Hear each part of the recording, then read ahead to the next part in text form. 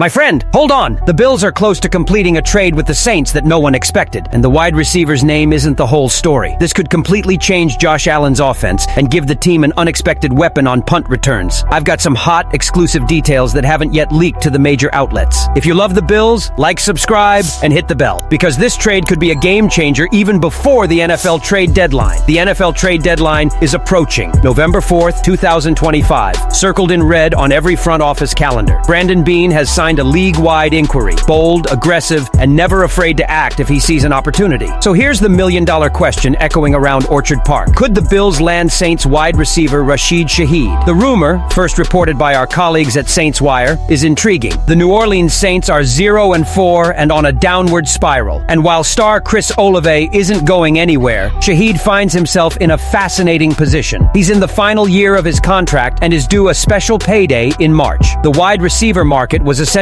reset last summer when the Detroit Lions signed him. Jamison Williams signed a 3-year, $80 million contract, roughly $26.6 million per season. Here's the thing. Shaheed's numbers align almost perfectly with Williams, but what makes Shaheed truly special is his skills. Not only can he play in the slot or on the wing for Josh Allen, but he's also a lethal weapon in special moments. We're talking about an all-pro, Pro Bowl honoree with 756 punt return yards and 2 touchdowns, as well as 875 kickoff return yards. That kind of Swiss Army knife skill is exactly what Beane and coach Sean McDermott valued. The problem? The price. The Saints, knowing they could receive a compensatory third-round pick in the 2027 draft if Shaheed leaves in free agency, are reportedly asking for a third-round pick in 2026. On paper, it's a fair value. Buffalo gets immediate production. New Orleans accelerates its demand. But Beane has a history of finding gold in the rounds. He may be questioned and may hesitate to make such an asset. After all, his third-round picks were crucial to building Buffalo's foundation. Still, there's a connection that can't be ignored. Bills quarterbacks coach Ronald Curry worked directly with Shaheed in New Orleans and can attest to his work ethic and locker room presence. This insider information could ease the negotiation. Remember, Buffalo tried to move a flashy receiver last year with Amari Cooper. The results were mixed, but Beane never shied away from trying another move. If the Bills can land Rashid Shaheed, the offense will gain a significant boost. But what about the defense? Will time strengthen the secondary before the season gets any further along?